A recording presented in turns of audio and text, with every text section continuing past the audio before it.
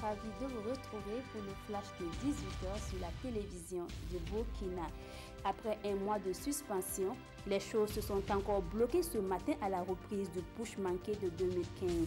4 lettres de dépôt sont enregistrées dès l'ouverture du procès, laissant 8 accusés sans défense dont le général Diendéré et épouse.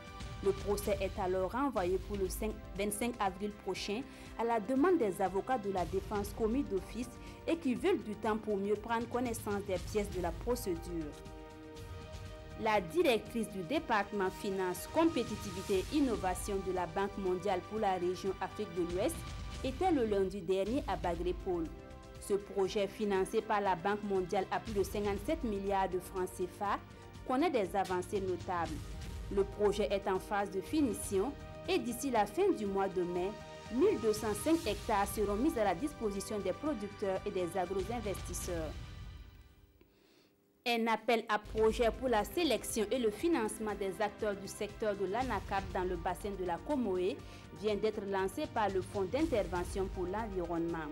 Ce projet porté par le ministère en charge de l'environnement a pour objectif d'améliorer la production biologique d'anacarde. Il entre dans le cadre de la mise en œuvre du projet d'appui au développement de l'anacarde dans le bassin de la Comoé. Redynamiser l'artisanat au Sahel pour en faire un secteur pourvoyeur d'emplois et un vecteur de paix, c'est l'ambition du ministère en charge de l'artisanat.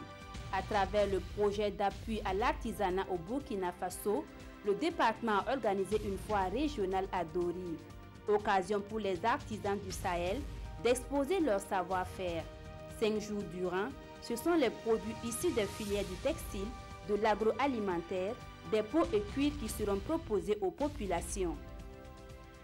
À l'étranger, le virus Ebola est de retour en République démocratique du Congo. 17 morts et une vingtaine de cas de fièvre hémorragique.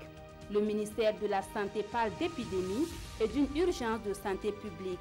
L'OMS et Médecins sans frontières se sont rendus à Bikoro, l'épicentre de l'épidémie.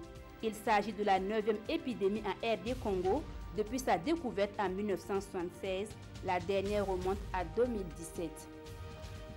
Voilà, c'est tout pour ce flash. Merci de l'avoir suivi. Adama Koulibaly vous retrouve pour le 19h de la télévision du Burkina.